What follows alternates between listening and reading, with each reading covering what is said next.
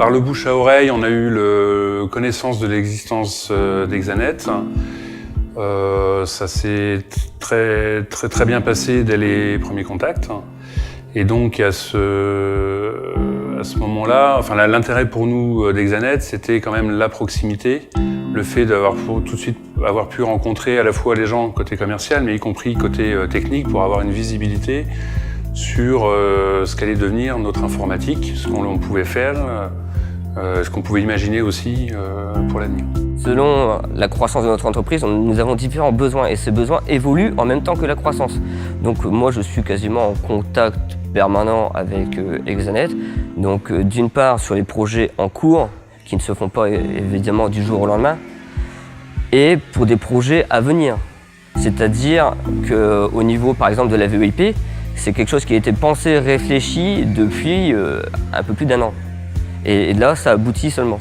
Actuellement, donc, nous travaillons sur un projet VoIP et de sécurité de notre réseau.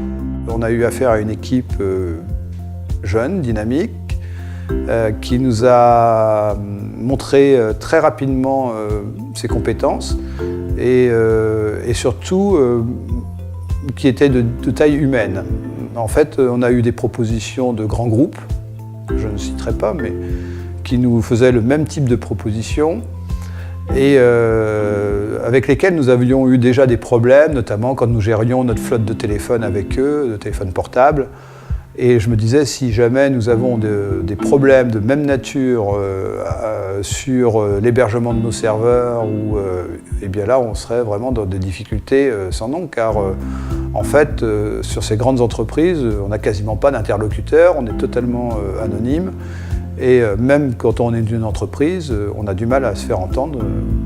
Voilà. On a préféré discuter avec Exanet pour des raisons qui étaient assez simples. C'est que nous souhaitions un opérateur proche, si possible local, et puis surtout qu'ils ont été les seuls à nous proposer une solution d'intégration complète, hormis les gros opérateurs. Et les gros opérateurs, j'ai vu professionnellement un certain nombre de dossiers qui m'avaient démontré qu'ils n'avaient pas la proximité et la souplesse qu'en attendaient les clients. La sécurité d'un data center par rapport à la sécurité d'une petite salle informatique dans une entreprise n'est pas du tout la même. La surveillance n'est pas du tout la même. C'est-à-dire quand typiquement, nous, le week-end, il n'y a aucune surveillance. Hein. Si quelqu'un rentre dans les locaux, fait du vandalisme et ainsi de suite, je dirais on ne peut absolument rien faire. On peut mettre une alarme et ainsi de suite, mais je dirais à un moment donné, il peut quand même se passer des choses.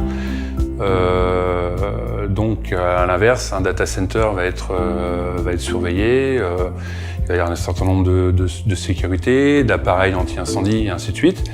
Et puis le deuxième élément, c'est l'utilisation, au moins pour une partie des services, une partie des serveurs que l'on a, c'est l'utilisation du service type PRA que propose Exanet.